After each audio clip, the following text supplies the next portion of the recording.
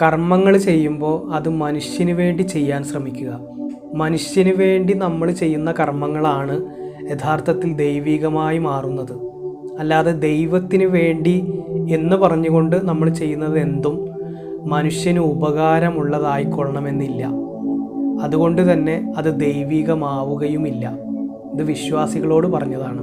ഇനി കഷ്ടപ്പാടുകളും നൊമ്പരങ്ങളും വേദനകളുമൊക്കെ കടിച്ചമർത്തി ജീവിക്കുന്ന മനുഷ്യർ നമ്മുടെ ചുറ്റുപാടും ഉണ്ടായിരിക്കെ അവരെ പരിഗണിക്കുന്നതിനേക്കാളേറെ ദൈവത്തിൻ്റെ ഭണ്ഡാരം നിറക്കാൻ നമ്മൾ ഇറങ്ങി പുറപ്പെട്ടിട്ടുണ്ടെങ്കിൽ തീർച്ചയായിട്ടും നമ്മൾ അതിലിടുന്ന നാണയത്തുട്ടുകളൊന്നും തന്നെ ദൈവത്തിന് ആവശ്യമില്ല.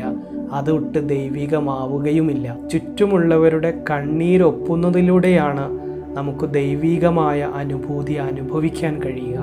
ദൈവത്തിൻ്റെയും മതത്തിൻ്റെയും ഒക്കെ പേര് പറഞ്ഞ് പരസ്പരം സ്നേഹത്തിലും സൗഹാർദ്ദത്തിലും ജീവിക്കുന്ന മനുഷ്യരെ തമ്മിൽ അകറ്റി ശത്രുക്കളെപ്പോലെ ജീവിപ്പിക്കുന്ന ഒരു പ്രത്യയശാസ്ത്രമാണ് നമ്മുടെ മതമെങ്കിൽ ആ മതം എങ്ങനെയാണ് ദൈവികമെന്ന് പറയാനാകുക?